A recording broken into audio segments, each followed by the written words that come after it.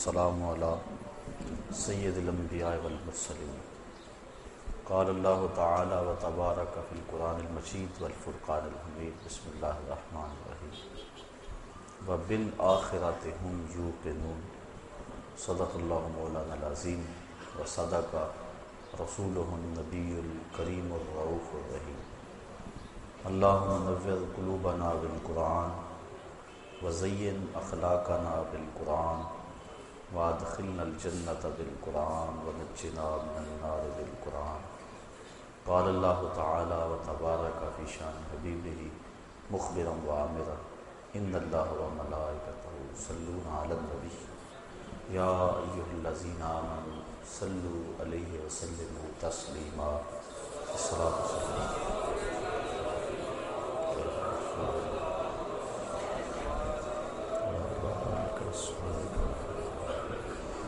والسلام السلام علیکم یا رسول اللہ وعلی آلک واصحابک یا رحمت العاشقین۔ تمام حمد و ثنا، تعریف و توصیف اللہ جل مجدہ الکریم کی ذات پاک کے لیے جو خالق کائنات بھی ہے اور مالک شخصیات بھی۔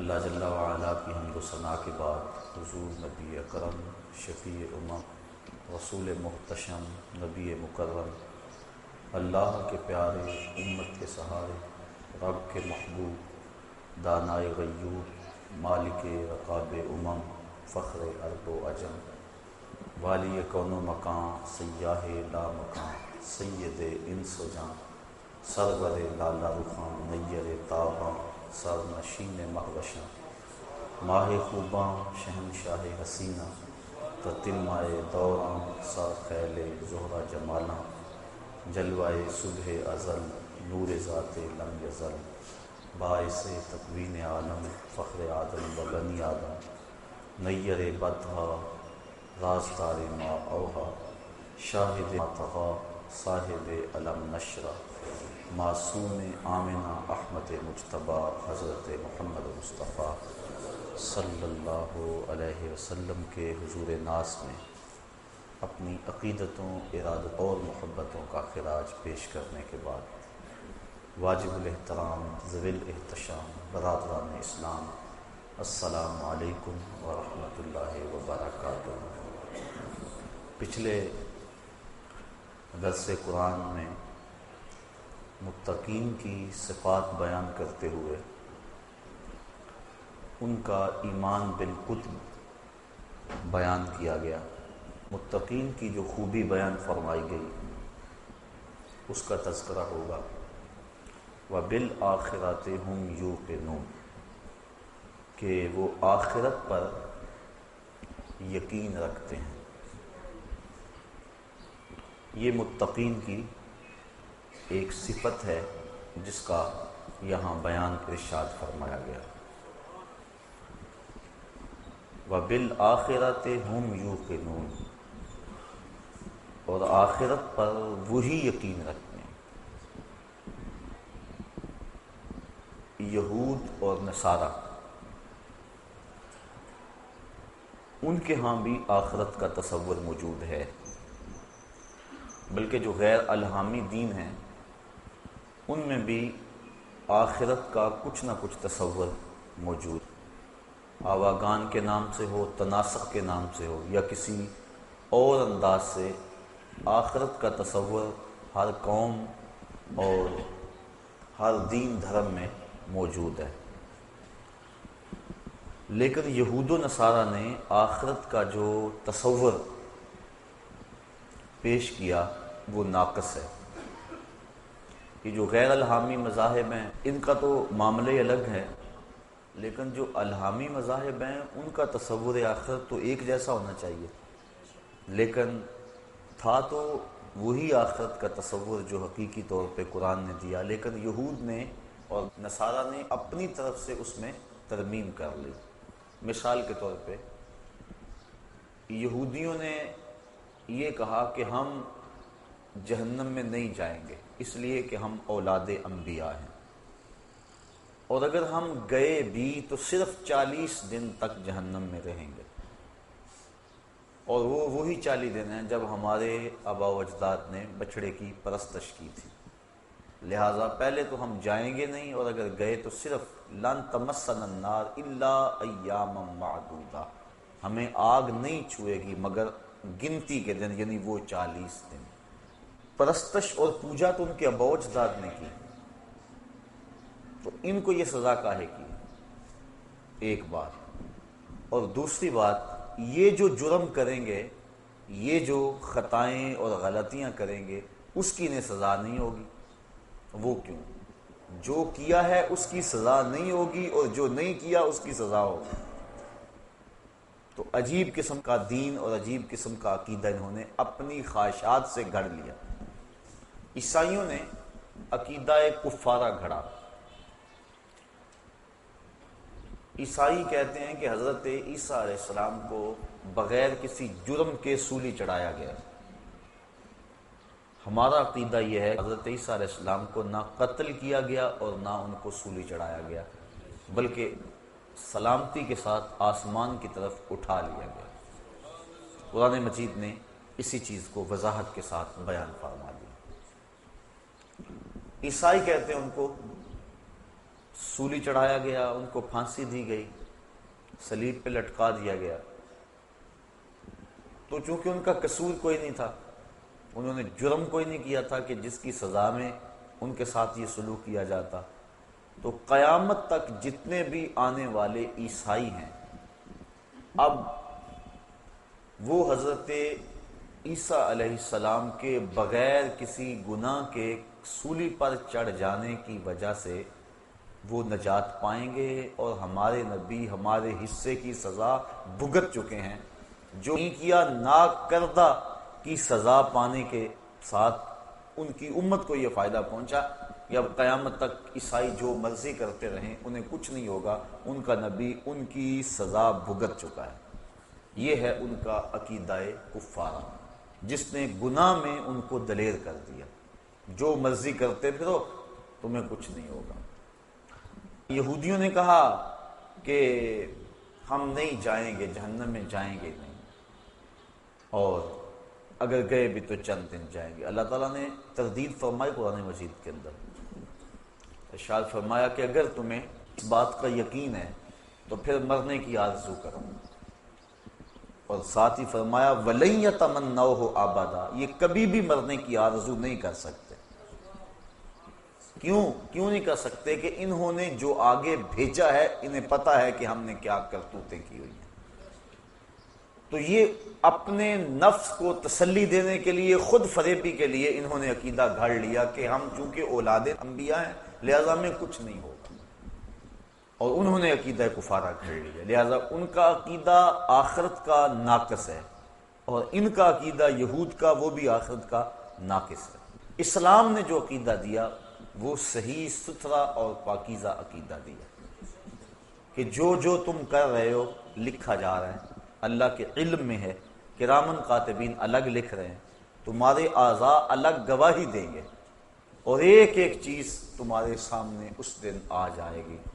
بلکہ بندہ جب اپنی معمولی سے معمولی خطا کو بھی دیکھے گا لکھا ہوا تو کہے گا ما لہذا الکتاب لا یغادر صغیرۃ ولا کبیرۃ الا احصاها، ہاں اس کتاب کو کیا ہو گیا، اس نے چھوٹی بڑی کوئی بات نہیں چھوڑی، سب کچھ لکھ دیا۔ تو ایک ایک چیز لکھی جا رہی ہے، قیامت کے دن ہر شے تش تش بام ہو جائے گی۔ یوم تبلی السرائر فما لہ من قوۃ ولا ناصر، اس دن سارے راز کھول دیے جائیں گے، ہر شے سامنے آ جائے گی۔ تو اللہ تعالیٰ اگر چاہے گا تو اپنے کرم سے کسی کو معاف کر دے گا، لیکن اگر وہ سزا دینا چاہے تو کوئی شخص دم نہیں مار سکتا۔ اس لیے اس دنیا کے اوپر انسان سے گناہ سرزد ہو جائیں تو وہ توبہ کرے، توبہ سے گناہ ختم ہو جاتے ہیں، مٹ جاتے ہیں، بلکہ گناہ نیکیوں میں بدل جاتے ہیں۔ اور اگر وہ توبہ کے بعد اس دنیا سے چلا گیا، اس کے نامہ اعمال کے اندر وہ گناہ موجود رہے، تو پھر اس کو اس کی سزا بھگتنا ہوگی۔ اللہ اپنی مرضی سے چاہے تو گر فرما لے۔ جو حقوق العباد ہیں، بندوں کے جو حق ہیں، وہ قیامت کے دن بھی معاف نہیں ہوں گے، انہیں اللہ تعالیٰ جل شانہ صاحبان حق کے سپرد کرے گا، اور اگر کسی نے کسی کے 2 پیسے بھی دبا لیے ہوئے ظلمن تو 700 با جماعت نماز اس کے بدلے میں لے لی جائے گی۔ تو ہم دیکھیں کہ ہم کیا کر رہے ہیں اور کس جگہ پہ کھڑے ہیں اور اپنا کیا دھرا کیسے برباد کر رہے ہیں۔ تو عقیدہ آخرت جو اسلام نے دیا ہے اس سے بچنے کی امید بھی ہے، پکڑے جانے کا اندیشہ بھی ہے، لہٰذا بندہ اپنا احتساب رکھے اور قدم پھونک پھونک کے رکھے اور اپنے معاملات کو صاف رکھے۔ ہمارے بنیادی عقائد جو ہیں وہ 3 ہیں: عقیدہ توحید، عقیدہ رسالت اور عقیدہ آخرت۔ عقیدہ توحید اللہ تعالیٰ جل شانہ کو واحد احد صمد بے نیاز یکتا ذات میں صفات میں ماننا۔ عقیدہ رسالت کا اقرار اور اللہ تعالیٰ کی طرف سے جو خلق خدا کی رہائی کا نظام ہے اس کو تسلیم کرنا۔ تیسرا عقیدہ آخرت، جس کی وضاحت آپ کے سامنے پیش کی گئی۔ یہ جو کفار مکہ تھے یہ توحید کا انکار نہیں کرتے تھے، بتوں کو شامل کرتے تھے ساتھ، یعنی وجود باری کا انکار نہیں کرتے تھے، اللہ تعالیٰ کے وجود کا ایمان رکھتے تھے لیکن بتوں کو بھی ساتھ شریک مانتے تھے، لہٰذا ان کے عقیدے میں خرابی آئی۔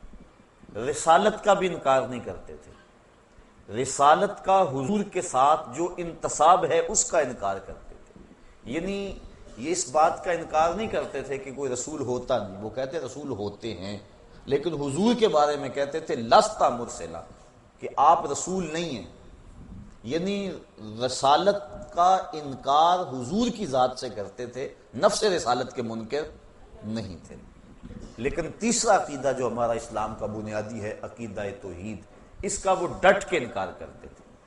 وہ کہتے تھے یہ بات سمجھ سے باہر ہے کہ جب ہم مر جائیں گے ہماری ہڈیاں جو ہے وہ خاک میں مل جائیں گی تو دوبارہ کیسے ہمیں زندہ کیا جائے گا، اس بات کا وہ ڈٹ کے انکار کرتے تھے۔ جتنی بھی مکی آیات ہیں آپ پڑھ لیں، اس میں عقیدہ آخرت کا اس بات زوردار انداز میں کیا گیا۔ عموماً مکی آیات کے اندر چونکہ کفار آخرت کے عقیدے کا ڈٹ کے انکار کرتے تھے اور وہ کہتے تھے کہ یہ سمجھ سے باہر ہے۔ سورہ یاسین کے اندر اللہ تعالیٰ جل شانہ نے ان کے اس اعتراض کو بیان فرمایا، ارشاد ہوا وَضَرَبَ لَنَا مَثَلًا وَنَسِیَ خَلْقَهُ، اس کی مثال کہ جو اپنی خلقت کو تخلیق کو بھول گیا، کیا کہتا ہے قَالَ مَنْ يُحْيِي الْعِظَامَ وَهِيَ رَمِيمٌ، کہتا ہے ان ہڈیوں کو کون اٹھائے گا جبکہ یہ بوسیدہ ہو جائیں گے، جب خاک میں مل جائیں گی، گودے ختم ہو جائیں گے، ہڈیوں میں مٹی بھر جائے گی، تو ان ہڈیوں کو جوڑ کر دوبارہ انسان کیسے بنے گا، یہ وہ اعتراض کرتا ہے۔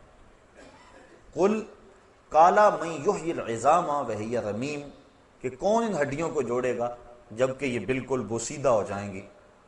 قل، اے حبیب آپ فرما دیجئے یحییھا الذی انشأھا اول مرہ، ان ہڈیوں کو وہی جوڑے گا جب ہڈیاں بھی نہیں تھی جس نے انسان پیدا کر لیا۔ اب تو میٹیریل موجود ہے، بکھرا پڑا ہے، جب میٹیریل بھی موجود نہیں تھا، جب مادہ بھی موجود نہیں تھا، تو جس نے اس کو پیدا کیا اور پھر انسان بنایا، اب اس کے لیے ہڈیوں کو جوڑ کر انسان بنانا کون سا مشکل ہے۔ تو دو لفظی دو ٹوک اور بڑا خوبصورت جواب دیا۔ حبیب آپ فرما دیں، کل آپ ارشاد کر دیں یحییھا الذی انشأھا اول مرہ، ان کو وہی دوبارہ زندگی دے گا، دوبارہ ان کو جوڑے گا کہ جس نے پہلی مرتبہ ان کی تخلیق کی، جس نے ہڈیوں کو پیدا کیا ان کو جوڑ کے انسان بھی بنا لے گا۔ تو اور بھی دوسرے مقامات پر اللہ تعالیٰ جل شانہ نے ارشاد فرمایا سورہ طارق کے اندر، جس مالک نے انسان کو صلب سے اور سینے کی پسلیوں سے نکالا، یخرج من بین الصلب والترائب انہ علی رجعہ لقادر، جب انسان کو تخلیق ہوئی تو وہ سینے کی پسلیوں سے اور صلب سے نکالا گیا، تو پھر اس کی تخلیق ہوئی اور کتنی منمونی صورت دے دی گئی تو جب مالک نے وہاں سے نکال کر اتنی خوبصورت صورت سے اس کو نوازا، تو جب یہ قبر میں چلے جائے گا تو اس کو دوبارہ کیا اٹھانے پہ وہ قادر نہیں ہے؟ جو پسلی کھینچ کے انسان کو تعمیر کرتا ہے، جو صلب کی ہڈی سے انسان کو کھینچ کے تعمیر کر لیتا ہے، تو کیا وہ مرے ہوئے انسان کو دوبارہ زندگی نہیں بخش سکتا؟ تو اس بات فرمایا گیا عقیدہ آخرت کا، اس کے دلائل قرآن مجید کے اندر جگہ جگہ پھیلے ہوئے ہیں، بالخصوص مکی آیات کے اندر اس کو بڑی وضاحت کے ساتھ بیان کیا گیا ہے۔ تو یہ ہمارا بنیادی عقیدہ ہے، عقیدہ آخرت، کہ ہم دنیا پہ جو کچھ کر رہے ہیں اللہ کے حضور ایک ایک چیز کا حساب دیں گے۔ موت برحق ہے اور کسی کو موت سے چھٹکارا نہیں ہے، اور اس کے بعد برزخ کی زندگی کا آغاز ہونا ہے۔ قبر یا تو جنت کے باغوں میں سے ایک باغ ہے یا جہنم کے گڑھوں میں سے ایک گڑھا ہے۔ اس کے بعد پھر حشر بپا ہوگا، لوگ قبروں سے اٹھائے جائیں گے۔ حشر کا ایک دن 50,000 سال پہ مشتمل ہوگا۔ ترازو نصب ہوگا، لوگوں کے اعمال تولے جائیں گے، اچھے برے اعمال کا وزن ہوگا۔ آج جو پلڑا بھاری ہوتا ہے وہ نیچے کو جھک جاتا ہے، لیکن میزان کا معاملہ برعکس ہے، جو پلڑا بھاری ہوگا وہ اوپر کو اٹھے گا، چونکہ نیکیاں نور ہوتی ہیں اور نور کی اٹھان اوپر کی طرف ہوتی ہے، تو وہ بھاری پلڑا جو ہے وہ اوپر کی طرف اٹھے گا۔ اس کے بعد پھر پل صراط سے گزرنا ہوگا، اور وہ بال سے باریک ہے، تلوار سے تیز ہے، اور جہنم کی پشت کے اوپر نصب ہے۔ کوئی بجلی کی سرعت کے ساتھ گزر جائے گا، کوئی تیز رفتار گھوڑے کی طرح گزر جائے گا، کچھ پیدل انسان کی طرح، اور کچھ جو ہے وہ جس طرح انسان بڑی مشکل سے چلتا ہے، جس کے پاؤں ہاتھ نہ ہو، اس انداز سے سست روی سے چلے گا، اور کچھ کٹ کر اس کے اندر گر پڑیں گے۔ اور جہنم اور دوزخ اللہ تعالیٰ کے قہر و غضب اور اس کی رضا کے مظہر ہیں۔ جس پہ اللہ راضی ہوگا اس کو جنت میں بھیجے گا، جس پہ ناراض ہوگا اس کو جہنم میں ڈالے گا۔ جہنم کی آگ جو ہے وہ اس دنیا کی آگ کے بدلے میں 70 گنا تیز ہے، بلکہ علماء لکھتے ہیں کہ اگر اس جہنم سے کسی شخص کو نکال کر اس دنیا کی آگ میں ڈالا جائے تو اسے نیند آ جائے، یعنی اس قدر تیز ہے وہ اس آگ کے مقابلے میں۔ جبریل امین سے حضور نے پوچھا کہ مجھے جہنم کے عذابوں کا تذکرہ سناؤ۔ عرض کی حضور سب سے ہلکا عذاب جہنمی کو جو دیا جائے گا وہ یہ ہے کہ اس کے پاؤں میں آگ کے جوتے ہوں گے، باقی پورا بدن اس کا سلامت ہوگا، صرف پاؤں میں آگ کے جوتے رکھے جائیں گے۔ یہ خفیف ترین عذاب ہے۔ یغلی منہما دماغہ، جوتے پاؤں میں ہوں گے لیکن دماغ پگھل کے ناک اور کانوں کے راستے سے باہر آ جائے گا۔ یہ سب سے ہلکے عذاب کی کیفیت ہے۔ جو سخت عذاب ہے الیاذ باللہ، اس میں بڑی بڑی گہری وادی ہیں، جہنمی اس میں چیخے گا، پکارے گا، 70 سال تک تو اس کی آواز کوئی نہیں سنے گا، اور 70 سال کے بعد داروغہ جہنم جھڑک کے کہے گا، بول کیا بولنا ہے؟ وہ کہے گا کہ مجھے پانی دو، تو اس کو پھر پانی دیا جائے گا۔ کون سا پانی؟ مائے معین نہیں، سلسبیل نہیں، کوثر نہیں، تسنیم نہیں۔ کون سا پانی؟ اس کو مائے حمیم پلایا جائے گا اور غسلین دیا جائے گا۔ مائے حمیم اتنا گرم اور کھولتا ہوا پانی ہوگا کہ جب اس کو کٹورے میں ڈال کر اس کے سامنے رکھا جائے گا اور وہ پینے کے لیے منہ آگے بڑھائے گا، اس سے اٹھنے والی بھاپ سے اس کے منہ کی کھال ادڑ کے اس پیالے میں گر پڑے گی، لیکن اس کے باوجود اس کو پینا پڑے گا۔ یہ اس کے عذاب کی ایک صورت ہوگی۔ اور غسلین جہنمیوں کے پیپ کا پانی ہوگا۔ اللہ اکبر، الیاذ باللہ، اور وہ اتنا بدبودار ہوگا۔ امام ابو رجب حنبلی لکھتے ہیں اگر غسلین کا ایک قطرہ اب دنیا پہ ڈال دیا جائے تو اس کی بدبو سے انسان تو انسان رہے، جانوروں کے دماغ بھی پھٹ جائیں، اور اس کو وہ پانی پینا ہوگا۔ اس نے اللہ کی نافرمانی کی، اس کے حکموں کو توڑا اور اپنی منشا اور مرضی اور خواہش کے مطابق چلتا رہا، تو کل قیامت کے دن سخت اس کو تکلیف اٹھانا ہوگی۔ جنت اللہ کی رضا کا مظہر ہے، اور وہاں زمین کستوری کی ہے۔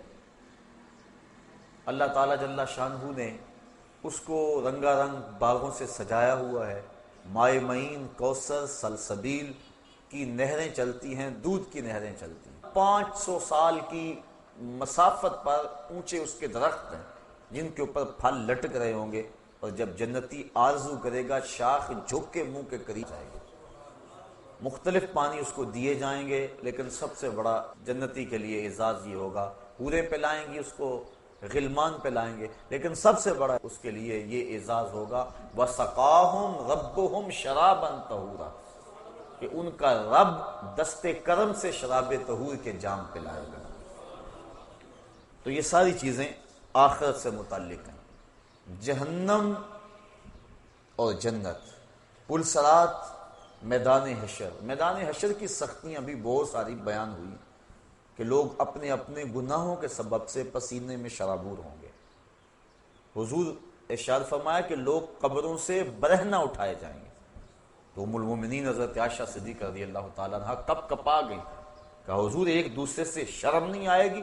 فرمایا عائشہ معاملہ تو اس سے بھی سخت ہے، کسی کو ہوش رہا تو شرم آئے گی نا، ہر ایک کے طوطے اڑے ہوئے ہوں گے، ہوش اڑے ہوئے ہوں گے، عجیب کیفیت ہوگی۔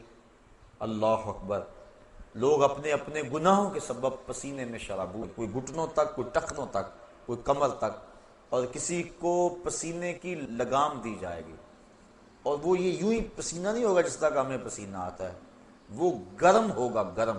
اگر اس کا ایک قطرہ احد پہاڑ پہ رکھا جائے تو وہ پگھل جائے، اور اس پسینے کا ایک قطرہ اگر دنیا پہ ڈال دیا جائے بدبو سے دماغ پھٹ جائے۔ اس پسینے سے اپنے اپنے گناہوں کے سبب سے لوگ شرابور ہوں گے، لیکن کچھ لوگ ایسے ہوں گے تو اللہ کی رحمت کے سائے ملیں گے۔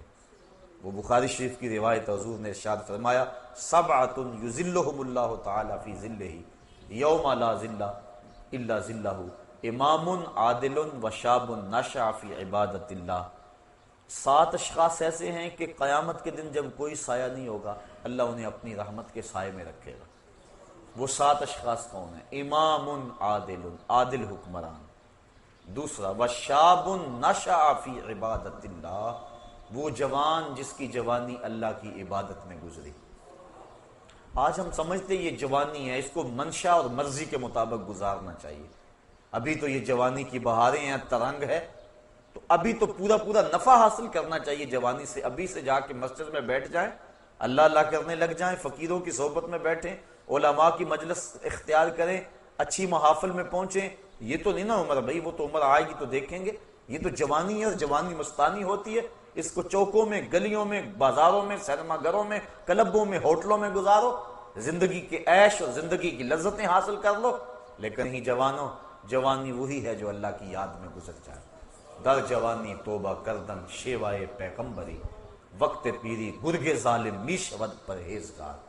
اللہ کے محبوب علیہ السلام نے ارشاد فرمایا آنا حبیب اللہ الشاب التائب حبیب اللہ، لوگوں میں اللہ کا حبیب ہوں، اور جوان جوانی میں توبہ کر لے وہ بھی اللہ کا حبیب ہے۔ ذرا دیکھیے تو صحیح، کتنی بڑی بات ہے کہ نوجوان اللہ کا حبیب اور محبوب کہلاتا ہے، جو جوانی کی خواہشات کو کچل کر اللہ کی رضا کے لیے جیتا ہے، اللہ کی رضا کے لیے شب و روز گزارتا ہے۔ واقعہ کریم فرمایا وَشَابٌ نَشَأَ فِي عِبَادَةِ اللَّهِ، وہ جوان جس کی جوانی اللہ کی عبادت میں گزری، کل قیامت کے دن جب کوئی سایہ نہیں ہوگا اس کو اللہ کی رحمت کے سائے نصیب ہوں گے، عرش الہی کے ٹھنڈے سائے تلے، اور جو اس سائے تلے ہوگا اس کو نہ پیاس ہوگی، نہ بھوک ہوگی، نہ رسوائی ہوگی، اور اس کو جام کوثر دیا جائے گا، اور جس کو جام کوثر مل گیا ایک گھونٹ بھی اگر اس کا پی لیا تو 50,000 سال کے دن میں ایک لمحہ بھی اس کو پیاس نہیں لگے۔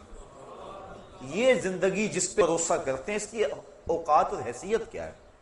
ہم پتہ نہیں کیوں غافل ہو گئے، ہم نے کبھی اس پہ سوچا ہی نہیں ہے کہ ہم تھوڑے سے عرصے کو خوبصورت بنانے کے لیے، رنگین بنانے کے لیے، پر آسائش بنانے کے لیے اس زندگی کو برباد اور تباہ کر لیتے ہیں جو ابدی اور سرمدی اور نہ ختم ہونے والی۔ آپ ذرا اندازہ کیجئے ہماری ساری زندگی کتنی ہے؟ 50 سال 45 سال ایوریج نکالی ہے ماہرین نے بر صغیر کے لوگوں کی زندگی. چلو 50 سال لگا لو، 60 سال لگا لو، 70 سال لگا لو، یہ کل زندگی ہے نا. اگر تبھی زندگی پائیں تو اتنی زندگی 70 سال لگا لو، چلو 80 سال لگا لو. لیکن آخرت کا ایک دن، صرف ایک دن 50,000 سال کا. تو ذرا تصور تو کریں، ذرا کیلکولیٹر لے کے کسی دن حساب تو کرنا کہ یہ ساری زندگی ایک طرف اور 50,000 سال کا ایک دن ایک طرف. تو جو اس دنیا کو سنوار کے اس دنیا کو برباد کر لیتا ہے، اس سے بڑا کوئی بے وقوف ہو سکتا ہے؟ اسے یہ یقین ہے کہ آخرت آنی ہے اور میں نے اللہ کے حضور پیش ہونا ہے اور ایک ایک عمل کا حساب ہونا ہے. اس نے چاہا تو بخش دے گا، اور اگر ہمارے اعمال کی ہمیں سزا ملے تو کوئی روک نہیں سکتا، ہم کوئی ایسی بات نہیں کر سکتے. حضرت عمر فاروق رضی اللہ تعالیٰ عنہ فرماتے ہیں کہ میں اس سے اتنا ڈرتا ہوں کہ اگر مجھے پتا چلے کہ ساری دنیا جنت میں جائے گی، صرف ایک بندہ جہنم میں جائے گا، تو میں ڈرتا ہوں کہ کہیں وہ ایک میں نہ بن جاؤں. اور اگر مجھے یہ خبر ہو کہ سارے لوگ جہنم میں جائیں گے تو ایک بندہ جنت میں جائے گا، تو میں اللہ کی رحمت سے امید رکھتا ہوں کہ وہ ایک کبھی میں ہو جاؤں. میں اس کی رحمت سے یہ توقع اور امید رکھتا ہوں. تو یہ بات ذہن نشین رہے کہ بڑے بڑے لوگ جن کی زندگی تقوی، طہارت سے عبادت تھی، وہ اپنی زندگی کتنی احتیاط سے گزارتے تھے، لیکن اس کے باوجود خشیت الہی کے جذبے کتنے تھے. ہم بھول گئے کہ مالک کی حضور پیش ہونا ہے.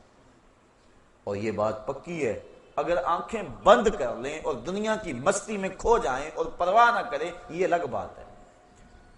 لیکن اس کا یہ مطلب نہیں ہے کہ وہ مرحلہ آنے والا نہیں ہے.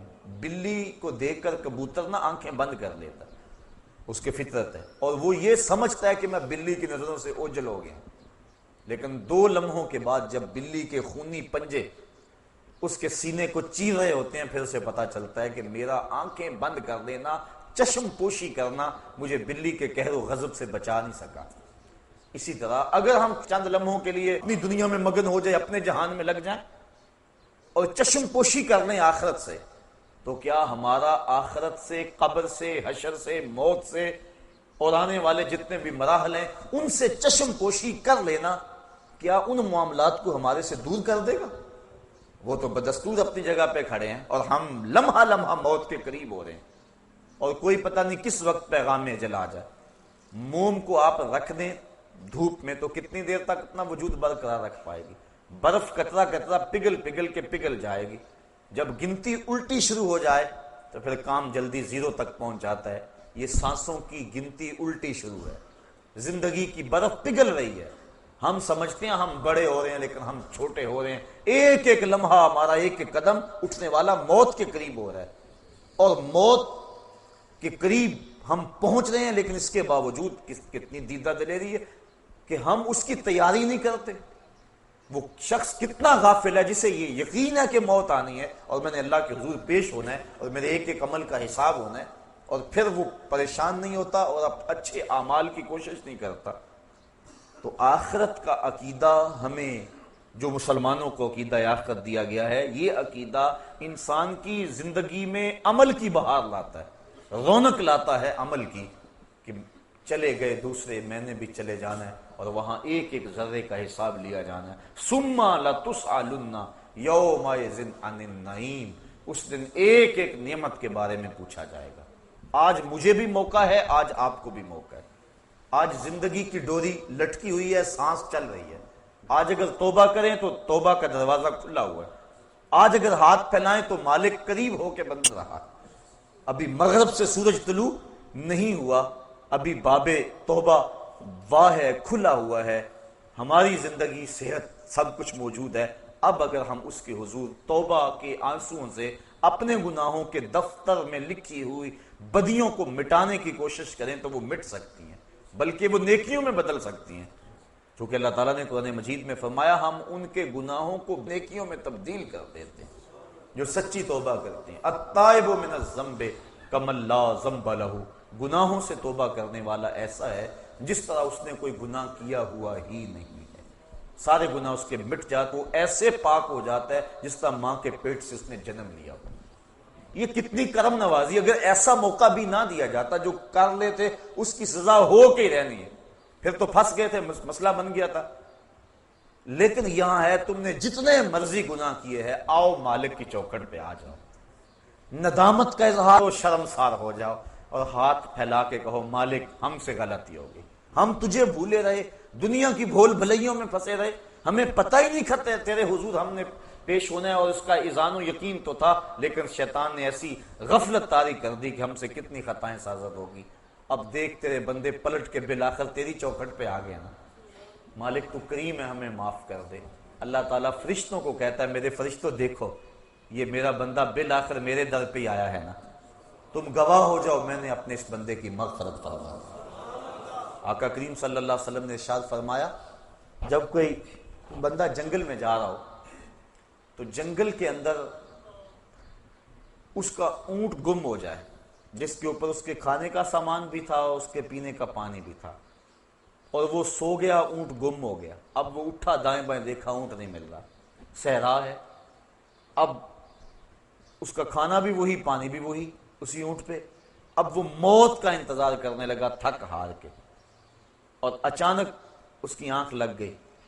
پھر جب اس کی آنکھ کھلی تو اونٹ جو ہے وہ اس کے پاس کھڑا تھا، تو وہ بڑا خوش ہوا اور کہنے لگا اے اللہ میں تیرا رب اور تو میرا بندہ۔ کہنا تو یہ تھا نا کہ میں تیرا بندہ اور تو میرا رب۔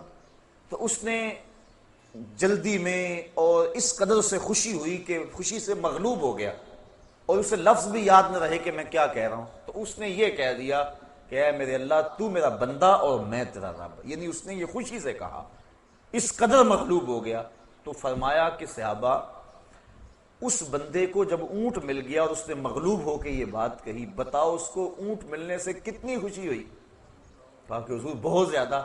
فرمایا جس قدر اونٹ ملنے سے اس کو خوشی ہوئی، جب بندہ توبہ کرتا ہے اللہ اس سے بھی زیادہ خوش ہوتا ہے۔ تو ذرا دیکھو تو صحیح، بلا جس نے جرم کیا ہوا ہو، جو بھاگا ہوا ہو، جب پلٹ کے آئے تو کیا حالت ہوتی ہے؟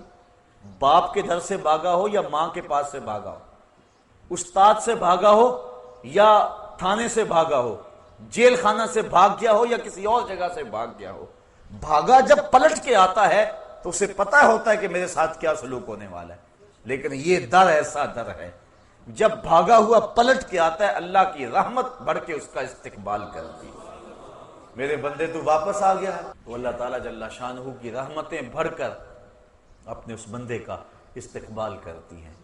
تو اس عنوان سے بہت کچھ کہا جا سکتا ہے، میں یہی کہوں گا کہ آج موقع ہے، اللہ نے صحت دی ہے، اللہ نے جوانی دی ہے، اگر کوئی بڑھاپا ہے تو بڑھاپے میں بھی توبہ۔ اب تو وہ کیا کہتے ہیں سورج غروب ہونے کے قریب ہے، دیگرتے دن گیا محمد اوڑک نو ڈوب جانا، کہ تو پتہ بچے بوڑھے جوان کا بھی نہیں ہے۔ حضرت امام غزالی فرماتے ہیں معاشرے میں ذرا نظر دوڑا کے دیکھو، بچے زیادہ نظر آتے ہیں یا بوڑھے یا جوان؟ کہا تمہیں بچے زیادہ نظر آئیں۔ کہا اس کا مطلب یہ ہے کہ لوگ جوان کم ہوتے ہیں، زیادہ بچپن میں مر جاتے ہیں۔ تو میں پھر دیکھو جوان زیادہ ہیں یا بوڑھے زیادہ ہیں؟ کہا بوڑھے کم نظر آئیں گے، جوان زیادہ نظر آئیں گے۔ کہا اس کا مطلب یہ ہے کہ لوگ بڑھاپے تک کم پہنچتے ہیں، زیادہ لوگ جوانی میں موت کے منہ میں چلے جاتے ہیں۔ اور اگر کسی کو اللہ نے یہ مہلت دے دی کہ وہ بوڑھا ہو گیا تو پھر اس کو اب بڑھاپے میں بھی اپنے رب سے دور نہیں رہنا چاہیے، اور جوان کو جوانی کے لمحوں کو غنیمت سمجھنا چاہیے اور اپنے رب کے حضور رجوع لانا چاہیے، لے گناہوں سے توبہ کرنا چاہیے، آخرت کا عقیدہ مضبوط سے مضبوط تر ہو اور اسے یقین ہو کہ میں نے اللہ کے حضور پیش ہونا ہے، اور یہ عقیدہ اور یہ اذعان و یقین اس کو آخرت کی سختیوں سے بچا سکتا ہے، اس کی زندگی میں انقلاب لا سکتا ہے۔ میں اور آپ تیزی کے ساتھ موت کی طرف بڑھ رہے ہیں۔ پوچھا گیا نا زندگی اور موت کے بارے میں کیا خیال ہے؟ عرض کی فجر کی نماز پڑھی ہے، پتہ نہیں ظہر پڑھیں گے یا کہ نہیں۔ کہا اتنی لمبی امیدیں لگائے بیٹھے ہو، کہا ظہر پڑھی ہے، پتہ نہیں عصر پڑھیں گے یا کہ نہیں۔ کہا طول عمل کی بات کہی، کہا عصر پڑھی ہے، پتہ نہیں مغرب پڑھ سکیں گے یا کہ نہیں۔ ایک نے بولا ایک رکعت پڑھی ہے، پتہ نہیں دوسری رکعتیں بھی پڑھیں گے کہ نہیں۔ فرمایا یہ سب کچھ تم کہتے ہو، میں تو یوں کہتا ہوں ایک طرف سلام پھیرا ہے، پتہ نہیں دوسری طرف سلام بھی پھیر سکیں گے یا کہ نہیں۔ اور آپ دیکھتے ہیں کہ اچانک ایک بندہ موت کے منہ میں چلا جاتا ہے، ہم سمجھتے یار یہی تو بھی تھا تھوڑی دیر قبل، لیکن اچانک موت دبوچ لیتی ہے، تو قبل اس سے کہ وہ وقت آن پہنچے اور کوئی حجت باقی نہ رہے، مجھے اور آپ کو اپنے اعمال کی اصلاح کر لینی چاہیے۔ اللہ تعالیٰ نے موقع دیا، بار بار توبہ کا موقع دیا، اور اس انداز سے پچھلی امتوں کو سہولت نہیں تھی جس انداز سے امت مصطفیٰ کو عطا کی گئی۔ اور پھر دوسری بات یہ ہے کہ تھوڑا بھی عمل کرو گے، اس امت کو یہ اعزاز بخشا گیا ہے، تھوڑے عمل پہ بڑا اجر و ثواب رکھا گیا۔ آقا کریم فرمایا ایک بندہ فجر سے ظہر تک کام کرتا ہے، اس کو 1 درہم ملتا ہے۔ ایک ظہر سے عصر تک کام کرتا ہے، وقت تھوڑا، اس کو آدھا درہم ملنا چاہیے، لیکن اس کو بھی 1 درہم ملتا ہے۔ اور ایک بندہ عصر سے مغرب تک کے وقت میں کام کرتا ہے، اس کا وقت اس سے بھی تھوڑا، لیکن اس کو 2 درہم ملتے ہیں۔ فرمایا پہلی مثال یہود کی ہے، دوسری مثال نصارہ کی ہے، اور تیسری مثال میری امت کی ہے۔ تو کیسی لوٹ سے لگی ہوئی ہے، اور ہم کتنے محروم ہیں۔ ہم ان چیزوں کے پیچھے بھاگ رہے ہیں جو ہمارے لیے پیدا کی گئی تھی، جو ہماری خدمت کے لیے پیدا کی گئی تھی، اور جن کی تخلیق کا مقصد ہماری ضرورت کی کفالت کرنا تھا، اور ہم ان کے پیچھے بھاگ رہے ہیں۔ بچہ جب شکم مادر میں 120 دن کا ہے، فرشتہ آ کے اس کا رزق لکھ جاتا ہے، تو جو لکھا گیا اس سے زائد 1 پیسہ بھی نہیں ملے گا، اور جب لکھا گیا اس سے قبل نہیں ملے گا۔ تو ہمارا یہ کام نہیں تھا جو ہم کر رہے ہیں، ہمارا کام تھا اپنے رب کو راضی کرتے اور اس آخرت کے دن کے لیے تیاری کرتے۔ ویسے ڈر تو رہتا ہے ہر شخص کو موت کا، امام غزالی فرماتے ہیں وہ بھی 3 طرح کا ڈر ہے۔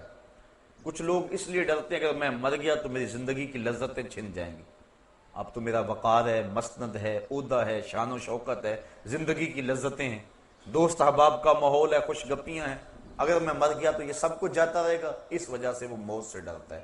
یہ ڈر انسان کی زندگی میں عیش و عشرت کو بڑھا دیتا ہے۔ بابر بعیش کوش کے عالم دوبارہ نیست، بابر عیش کر لو کہ زندگی بار بار نہیں ملے گی۔ یہ ڈر مذموم ڈر ہے۔ کچھ لوگ موت سے اس لیے ڈرتے ہیں کہ اگر میں مر گیا تو میرے بوڑھے ماں کا کیا بنے گا، میں تو گھر کا واحد کفیل ہوں، اور میرے ماں باپ کو اگر میری وفات کی اچانک خبر پہنچ جائے، بڑھاپے میں اب وہ ہیں، انہوں نے پالا پوسا جوان کیا، اب میرے سے نفع حاصل کرنے کے دن ہیں ان کے، اگر میں مر گیا تو ان کے دل پہ کیا بیتے گی، میرے بچے یتیم ہو جائیں گے، در در کے دھکے ان کا مقدر ہوں گے، میری بیوی بیوہ ہو جائے گی۔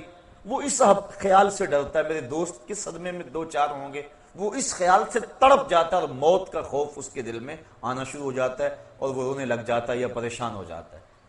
یہ ڈر بھی انسان کی زندگی میں لالچ کو، ہوس کو بڑھا دیتا ہے، اکٹھے کر لو تاکہ بعد والے پریشان نہ ہو، جو کچھ آج کل ہے ہو رہا ہے۔ تیسرا ڈر امام غزالی فرماتے ہیں ایک مومن کا ڈر ہے، اور وہ سوچتا ہے اگر میں اچانک اب مر جاؤں تو میرے پلے کون سا نیک عمل ہے جو لے کر اللہ کے حضور پیش ہو سکوں گا، میرے پلے کمائی کون سی ہے۔ ماضی کو دیکھوں تو گناہوں سے لتھڑا پڑا، اعمال کا دفتر دیکھوں تو خالی، تو کون سی شے ہے میرے پلے، کس منہ سے جاؤں گا اپنے رب کے ہاں۔ حضرت سری سختی ایک بزرگ ہیں، حضرت جنید بغدادی کے شیخ اور ماموں لگتے ہیں رشتے میں، فرماتے ہیں میں تو اس بات سے ڈرتا ہوں کہ اپنے رب کا سامنا کیسے کروں گا، اس نے مجھے کیا دیا اور میں نے کیا کیا اس کے لیے۔ اور حضرت اقبال، علامہ اقبال کہتے ہیں میں تو اس بات سے ڈرتا ہوں کہ میں رسول کریم کا سامنا کیسے کروں گا۔ اور اللہ کی بارگاہ میں عرض کرتے ہیں تو غنی از ہر دو عالم من فقیر، روز معاشر عذر ہائے من پذیر، گر تو می بینی حسابم ناگزیر، از نگاہ مصطفیٰ پنہا بگیر۔ اے اللہ میرا حساب نہ لینا، مجھے یوں ہی معاف کر دینا، اور اگر میرا حساب لینا ضروری ٹھہرا تو کم از کم حضور سامنے نہ لینا، مجھے حضور سے شرم آئے گی۔ تو دیکھیے یہ تھا خوف اور یہ تھی خشیت۔ تو یہ مقصد موت کا، یہ اس انداز سے ڈر کہ اگر میں اچانک مر جاؤں تو میرے پلے کون سا نیک عمل ہے۔ اور آج کل تو آپ دیکھ رہے ہیں کہ اچانک موتیں واقع ہو رہی ہیں، بندہ توبہ کو مؤخر کر دیتا ہے، وہ کہتا ہے کہ یار ابھی میری عمر نہیں ہے انشاءاللہ، کوئی کہتا ہے بس شادی میری ہو لے پھر اس کے بعد میں یہ کروں گا، کوئی کہتا ہے بس میں ریٹائرمنٹ لے لوں اس کے بعد میں نے حج کرنا ہے، پھر بچوں کی شادیاں کرنی ہیں، پھر میں ہوں گا مسجد ہوگی. یہ ایسے ایسے باتیں کر رہے جس طرح سب کچھ اس بندے کے قبضے میں ہو, کس نے یہ سب کچھ کرنا ہے, جبکہ یہ تو اپنی ایک سانس کا بھی مالک نہیں ہے. اسے تو ایک سانس کا نہیں پتا, جو اندر گئی ہے وہ باہر آئے گی کہ نہیں, جو باہر ہے وہ اندر جائے گی کہ نہیں. جس بندے کا اتنا اختیار بھی نہیں ہے اپنی سانس پہ, وہ کہہ رہا ہے کہ بس جی آپ کی بات سمجھ آ گئی, انشاءاللہ میں ریٹائرمنٹ لے لوں, پھر میں بچوں کی شادیاں کر لوں, پھر میں حج پہ جانا ہے, پھر آ کے انشاءاللہ میں ہوں گا مسجد ہوگی اور سنگے درے محبوب ہوگا, پھر میں جو ہے انشاءاللہ دیکھنا کیسا میرا زندگی کا رنگ بدلتا ہے. یہ وہ شخص کہہ رہا ہے جس کے قبضے میں ایک سانس بھی نہیں ہے. ابھی میں جوان ہوں, بس تھوڑی عمر اور ہو جائے, بس آپ انتظار کر لیں. یہ وہ کہہ رہا ہے, یہ نفس اندر سے آوازیں دے رہا ہے. یہ شیطان اس کو ایسی باتیں سکھا اور پڑھا رہا ہے تاکہ وہ توبہ کو مؤخر کر لے, اور اچانک اگر موت آ جائے تو یہ بری موت مرے. چونکہ اچانک موت سے تو حضور نے بھی پناہ مانگی نا, اللہم انی اعوذ بک من الموت الفجاۃ, اے اللہ اچانک موت سے میں تیری پناہ مانگتا ہوں. یعنی اچانک موت سے پناہ مانگی. آج کل تو کئی ڈھب ہیں اچانک موت کے, ایکسیڈنٹ ہو گیا, بم دھماکے ہو گئے, بیماریاں ایسی ہیں, اچانک بندہ اس دنیا سے چلا جاتا, اس کو توبہ کی توفیق ہی نہیں ملتی. تو انسان توبہ کو مستقبل پہ مؤخر کرے تو ایک تو اسے مستقبل کی خبر نہیں ہے, اور دوسرا اب وہ مؤخر کر رہا ہے جو حالت اس کے دل کی اب ہے, تو اس کے باوجود وہ مؤخر کر رہا ہے. تو جب 4 سال گزر جائیں گے دل اور سخت ہو جائے گا, تو کیا پھر اس کو ہو سکتا ہے خیال بھی نہ آئے کہ میں توبہ کر لوں. تو جو حالات اب ہیں وہ شاید اس وقت نہ ہو, تو توبہ میں تاخیر کرنا یہ بھی بہت بڑی معرومی ہوتی ہے. تو اگر اللہ تعالیٰ کسی کو توفیق دے دے, اپنا راستہ دے دے, تو وہ ایک لمحہ بھی تاخیر نہ کرے, وہ اللہ کے حضور اپنے گناہوں سے معافی مانگ لے. یہی بندے کے لیے اعزاز ہے, اور یہی بندے کی حقیقی سرخروئی ہے. عقیدہ آخرت ایک بڑا وسیع مفہوم ہے, اور اس کے عنوان سے بہت کچھ کہنے والا تھا, لیکن آج کی اس نشست میں اسی عنوان سے کچھ باتیں میں آپ کی گوش گزار اس امید سے کی ہیں شاید کہ کسی دل میں اتر جائے میری بات, اور میں اور آپ اپنی زندگی کے اندر تبدیلی لانے کی کوشش کریں. اچھے لوگوں کی سنگت اور صحبت میں بیٹھیں اور اپنے معمولات کو بہتر رکھیں. برے لوگوں کی صحبت سے بچنا بہت ہی ضروری ہے, کیونکہ اللہ کے محبوب علیہ السلام نے ارشاد فرمایا المرء علی دین خلیلہ فلینظر احدکم من یخالل. ہر شخص اپنے دوست کے دین پہ ہوتا ہے, جب وہ کسی سے دوستی لگانے لگے تو وہ دیکھے کہ وہ کس سے دوستی لگا رہا ہے. اس لیے ہم نے کسی سے تعلق جوڑتے ہوئے پہلے دیکھنا ہے کہ اس کے معمولات کیا ہیں. اگر کوئی غافل ہے تو پھر نمازی کو بھی وہ غافل کر دے گا, اور اگر کسی نماز پڑھنے والے سے دوستی ہے تو پھر ایک دن وہ اس کو کھینچ کے مسجد کی طرف لے جائے گا.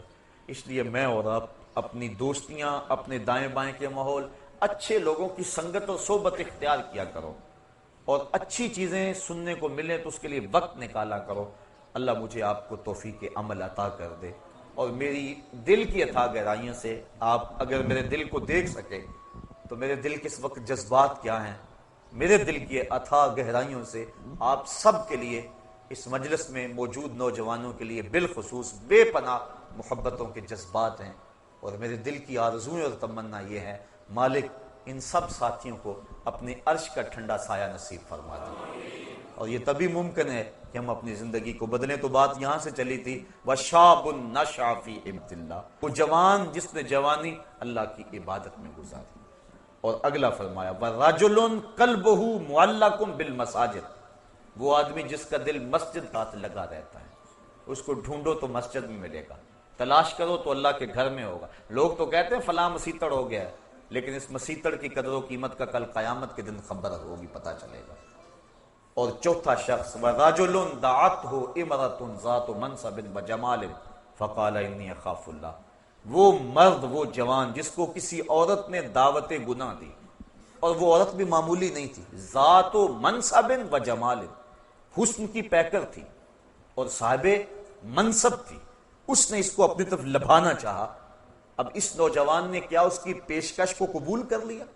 قدموں میں بچھتے ہوئے حسن کو اس نے ٹھکراتے ہوئے کہا انی اخاف اللہ, تیری بات کیسے مانوں, مجھے خدا سے ڈر لگتا ہے.